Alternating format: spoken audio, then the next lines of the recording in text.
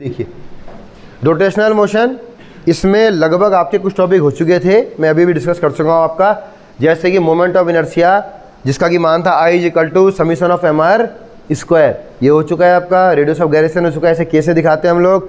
Theorem of parallel axis and theorem of perpendicular axis, ये भी complete हो चुका है। एक मैंने और चीज़ कराई थी आपकी, moment of inertia of different bodies, ये आप लोग देख लीजिएगा। ये सब क्योंकि हो चुका है ऑलरेडी, ये मैं रिवाइज करा रहा हूँ एक तरह से आपको। ये सब क्लियर था आप लोग का। इसमें ध्यान रखना लगभग सभी टॉपिक्स में, मैं फिर रिपीट कर रहा हूँ, एक चीज़ आ रही थी moment of inertia I = mr square या समीशन ऑफ mr स्क्वायर, ये हर जगह आ रही थी और ये आगे भी आने वाला है। तो इस चीज़ के लिए बिल्कुल प्रिपेयर रहो आप कि मोमेंट ऑफ इनर्शिया ऐसा टॉपिक है जो आपको पूरे चैप्टर में मिलने वाला है। तो करें स्टार्ट। चलिए अब देखिए टॉर्क क्या होता है आपका। देखो हम लोग पढ़ रहे हैं रोटेशनल मोशन। अगर मैं किसी भी चीज़ में, लट ये है डस्टर है, इसमें मैंने फोर्स लगा क्या कर दिया, इसको डिस्प्लेस कर दिया, तो यानी फोर्स एक ऐसा क्या है, कोई भी कारक है जो किसी भी चीज़ को या तो डिस्प्लेस कर देगा या उसे डिस्प्लेस करने की टेंडेंसी रखेगा। लेकिन अगर कोई फोर्स ऐसा है, लेट मान के चलिए कोई ऑब्जेक्ट है यहाँ पे और ये यहाँ से बंधा हुआ है, ऐसे करके कोई रस्सी है और ये बंधा हुआ है। अगर मैं यहाँ से फोर्स लगाऊँ इसे और इस फोर्स लगाने के बाद ये सर्कुलेट करना शुरू कर दे या रोटेट करना शुरू कर दे, तो ऐसे फोर्स को हम लोग बोलेंगे टॉर्क। ठीक है, यानी कि the force which have tendency to rotate any body, कोई भी फोर्स जो किसी बॉडी को रोटेट करने की प्रवृत्ति रखता हो, घुमाने की प्रवृत्ति रखता हो, that force is called torque. ठीक है, या हम ये भी कह सकते हैं turning effect of force is called torque. ठीक है, कोई भी बल अगर किसी वस्तु को घुमाने की प्रवृत्ति रखता है तो that is called torque. Clear, आगे बढ़ूं। देखिए इसमें क्या होता है आपका, थोड़ा सा इसमें मिटा देता हूं अभी। देखिए कोई फोर्स F लगा, ठीक है, ये आपकी है रोटेशनल एक्सिस AB, घूर्णन अक्ष, जिसके चारों ओर ये घूमेगा आपका। ठीक है, तो फोर्स और ये जो आपका दिख रही है, यानी कि रोटेशनल एक्सिस से इसकी लंबवत दूरी, ये लेट में दिखा दूं इसे स्मॉल r से। ठीक, तो टॉर्क जिसे कि हम सिर्फ बोलते हैं टाउ, ठीक है बेटा, सिंबल है TOU टाउ, ये उल्टे जे की तरह होता है थोड़ा थोड़ा आपका, यानी कि टॉर्क का सिंबल होता है आपका टाउ। तो मैथमेटिकल में बात करूं तो tau is the vector multiplication of force and perpendicular distance from the axis of rotation, यानी कि क्रॉस मल्टीप्लिकेशन आएगा r, और ये सारे ही क्या है, वेक्टर क्वांटिटीज है आपकी। देखिए तो दूसरी डेफिनेशन क्या बन जाएगी इसकी, torque is equal to cross product of force and perpendicular distance from the axis of rotation. लिख लीजिए, तो मैथमेटिकली तो इसे अगर मैं खोलूंगा तो टाउ इज इक्वल टू, अगर क्रॉस का साइन हटेगा तो आ जाएगा FR sin थीटा, क्योंकि हमको पता है कि क्रॉस मल्टीप्लिकेशन में दोनों के बीच क्या आता है, साइन थीटा। यानी कि अगर फोर्स और इस डिस्टेंस के बीच कोई एंगल बनेगा तो उसमें क्या लेना पड़ेगा हमें, उसका साइन थीटा लेना पड़ेगा उसका, है ना। ये तो 90 के एंगल पे दिख रहा है, तो 90 के एंगल पे फिलहाल इतना देखो। ठीक, अभी कोई दिक्कत, जैसे कि किसी व्हीकल में आप लोग देखना, मैंने क्या बताया अभी, कोई फोर्स अगर घुमाने की टेंडेंसी रखे दैट इज कॉल्ड टॉर्क। ठीक है, तो कोई बाइक चल रही है, कार चल रही है, साइकिल चल रही है, सब में टायर क्या होता है, घूम रहा होता है, इसलिए हम फोर्स ना बोले क्या बोलते हैं वहाँ पे, टॉर्क। कई बार तो पूछा भी जाता है इस कार का टॉर्क कितना है, इस बाइक का टॉर्क कितना है, टॉर्क का मतलब कितनी तेजी से उसका टायर क्या होता है, घूम सकता है। यानी आप जब फोर्स लगाओगे, एक्सीलरेट करोगे, तो ऐसे में फोर्स क्या करेगा, उसका टायर को घुमाएगा, तो force is called torque. Clear, rotational motion का फोर्स बराबर टॉर्क। आगे बढ़े, अब इसका मान मैक्सिमम कब होगा, जबकि साइन थीटा का मान मैक्सिमम होगा, और हम लोग जानते हैं कि साइन थीटा, या मैं लिखूँ साइन 0 का मान या साइन 180, इन दोनों का मान कितना होता है, 0 होता है।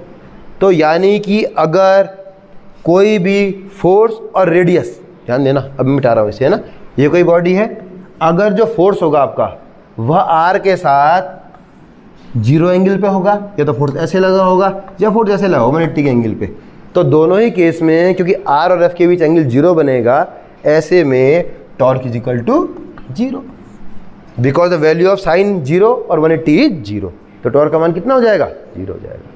समझो, यानी कि बॉडी घूमेगी नहीं, खुद ही सोच के देखो, अगर ये ऐसा ही है, इमेजिन करो, और मैं ऐसे यूँ खींच रहा हूँ यहाँ से, तो बॉडी थोड़ी ना घूमेगी इसकी, बॉडी ना तो यहाँ घूमेगी ना वैसे में घूमेगी। या एग्जांपल आप दरवाजे से ले सकते हो, जरा दरवाजे को खोलना, एक मिनट, हल्का सा खोलना और अपनी ओर खींचना दरवाजे को। तो अपनी ओर खींच रहा है, दरवाजा घूम रहा है, नहीं घूम रहा है, क्योंकि ये किस एंगल पे, आर, देखो वो है रोटेशनल एक्सिस, दिख रही है वो वाली जहाँ पे वो खपचे लगे, और ये जो बीच की दूरी है कुंडे से, ये दूरी कौन सी है आपकी, आर। तो जब ये अपनी ओर खींच रहे हैं तो रोटेशन नहीं होगा, जब ये किसी एंगल पे ले जाएंगे तो रोटेशन हो जाएगा। सभी एंगल पे आ गया है ना, तो समझ रहे हो। और 90 पे जाएंगे सबसे बढ़िया हो जाएगा आपका। पहला case clear, torque is 0 when the angle between the क्या जाएगा, आर एंड एफ इज 0 और 180, एंड एट साइन थीटा का मैक्सिमम मान कितना होता है, 90 डिग्री पे। We know that sine 90 degree is equal to 1, और इन दैट कंडीशन अगर मैं यहाँ मान रख दूँ तो टाउ इज इक्वल टू हो जाएगा F dot are, and this the maximum value of torque. Torque का मान मैक्सिमम होगा जबकि फोर्स और जो ये डिस्टेंस ऑफ क्या जाएगा, this distance from the axis of rotation, इनके बीच का एंगल कितना बनेगा, 90 डिग्री, क्योंकि साइन 90 का मान मैक्सिमम होता है 1। लिख लीजिए, क्लियर।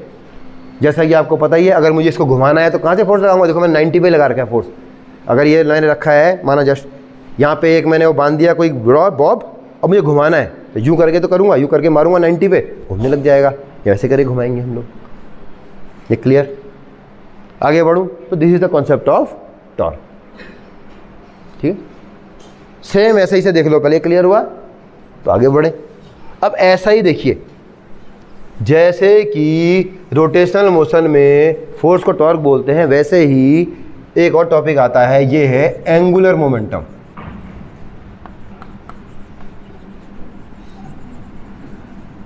इसे दिखाते हैं बेटा कैपिटल एल से, and this is also vector quantity.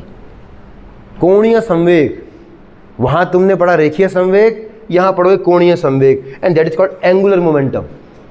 और एक चित्र बना लीजिए, फिगर बना लीजिए, और सेम वैसा ही फिगर बनाना है, इसमें कोई चेंज नहीं होगा ज़्यादा। यहां दिखाना P, ये डिस्टेंस दिखाओ R, और दैट्स इट। हम लोगों ने लीनियर मोमेंटम पढ़ा है इससे पहले। लीनियर मोमेंटम को दिखाते हैं P से, और P इज इक्वल टू होता है m into v, mass into velocity is called momentum, linear momentum. Same definition. अगर कोई भी मोमेंटम किसी बॉडी पर लगे और उसे रोटेशनल मोशन करा दे तो that momentum is called angular momentum. Momentum have tendency to rotate a body is called angular momentum. और इसका मान भी सेम वैसा ही होता है जैसा कि पहला मान था, यानी कि angular momentum L is equal to P linear momentum and cross multiplication of distance या perpendicular distance from the axis of rotation. बस, यानी कि mathematically angular momentum is equal to linear momentum, the cross product of linear momentum and distance from the axis of rotation. और फिर से अगर मैं इसे खोलूंगा तो L इज इक्वल टू आ जाएगा पी आर साइन थीटा। लिख लीजिए इसे भी, ठीक है, दिख रहा है क्या? अभी कोई दिक्कत इसमें? सेम वैसा ही, यानी कि मोमेंटम को रोटेशनल मोशन में बोलते हैं हम लोग एंगुलर मोमेंटम। इसे दिखाते हैं J से। क्लियर, आगे बढ़े। जैसा कि इसमें दिखाई दे रहा है, क्योंकि साइन थीटा का मान 0 एंड 180 डिग्री पर क्या होता है, 0 होता है, तो इन एंगल्स पर L का मान भी कितना हो जाएगा, 0, जैसा भी हमने किया था। और सेम 90 डिग्री पर होने पर साइन थीटा का मान क्या हो जाएगा, L की मैक्सिमम वैल्यू आएगी, and that is P into r, है ना, जैसे कि दिखाई दे रहा है वहाँ पे। मोमेंटम तभी तो किसी को घुमाएगा जबकि एंगल सही होगा। देख लीजिए, कोई और अगर एंगल बन जाए दोनों के बीच में, आर और पी के बीच में कोई भी एंगल अगर बना तो उसको आप लोग साइन के साथ एडजस्ट कर लेंगे। 45 का एंगल है तो साइन 45 आ जाएगा वहाँ पे। एक बार देखिए, दोनों क्लियर। अब थोड़ी सी मैथमेटिक्स पढ़ेंगे हम। क्लियर हो गया? अब टॉपिक जो है, इंपॉर्टेंट टॉपिक जो है वो तो आने वाला है, लेकिन उसको समझने से पहले तुम्हें 2 टॉपिक और समझने पड़ेंगे, तभी वहाँ तक पहुँच पाओगे आप। ठीक है, तो आगे बढ़िए। इंपॉर्टेंट टॉपिक का नाम तो है relation between angular momentum and torque, मगर वहाँ तक पहुँचने से पहले छोटे टॉपिक देखो। ये पहला टॉपिक लिखिए, relation between torque end moment of inertia.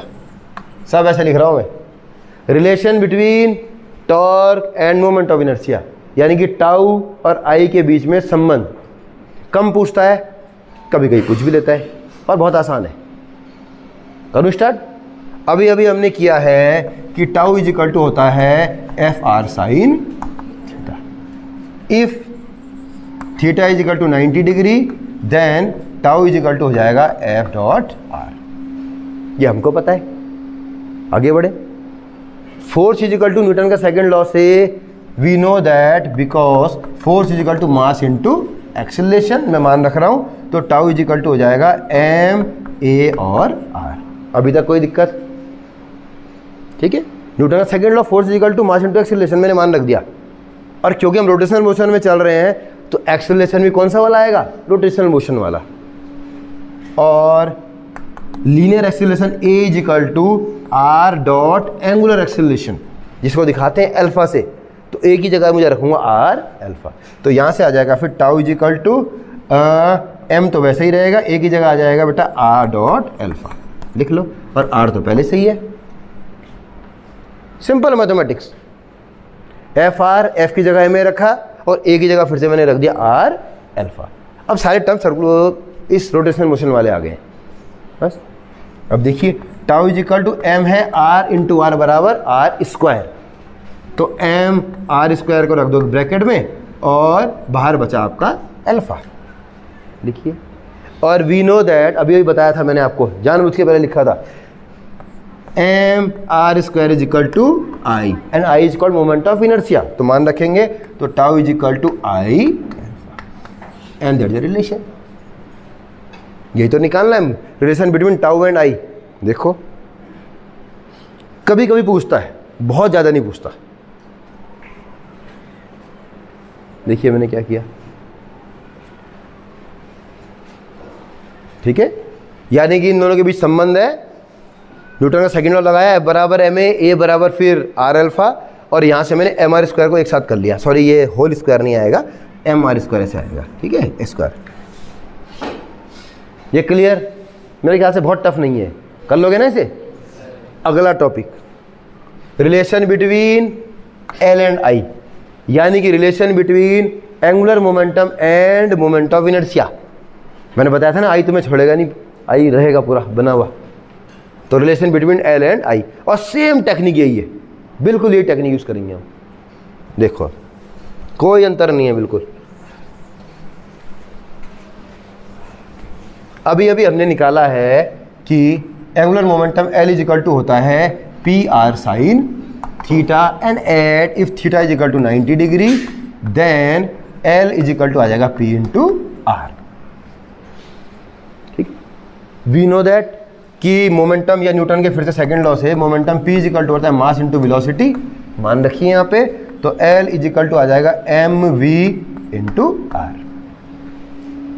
मैंने मान रख दिया, चेक करो अभी तक कोई दिक्कत तो नहीं है। अब चूंकि ये v है, इसको भी हम लोग, ये कैसी लीनियर वेलोसिटी है, इसको भी लेंगे हम लोग in terms of angular velocity, और हम लोग जानते हैं कि v इज इक्वल टू होता है omega into r, where omega is angular velocity. मान रखने पर L इज इक्वल टू, मैं से खोल रहा हूँ, m और ओमेगा r इंटू आर, पहले से ये एक देखिए एक बार, m और v की जगह ओमेगा r आ गया है ना, ठीक है। देखो L is equal to m और r इंटू आर स्क्वायर को साथ में ले लीजिए, और इंटू में आ जाएगा इसके ओमेगा एम आर स्क्वायर। अभी अभी बताया था फिर से, because m r square is equal to moment of inertia I, मान इसमें रखिए, and we get our value and that is L is equal to I omega, and इसे भी लिख लीजिए, लिखो जी। ठीक है, सिंपल मैथ्स है इसमें, बिल्कुल वैसा ही है जैसे हमने इससे पहले वाला मैंने करवाया था। और एल इज इक्वल टू सबसे पहले पी आर साइन थीटा, उससे आगे आगे पी आर लिखा क्योंकि 90 डिग्री रखेंगे ताकि साइन हट जाए इसमें से, है ना।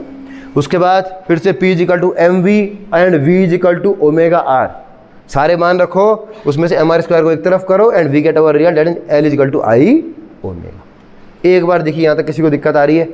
यानी आपने पढ़ा टॉर्क, आपने पढ़ा एंगुलर मोमेंटम, और उसके बाद आपने पढ़ा एंगुलर मोमेंटम और आई के बीच में संबंध, और हमने पढ़ा टॉर्क और आई के बीच में संबंध या रिलेशन। ये सब हैं क्लियर चारों टॉपिक? तो एक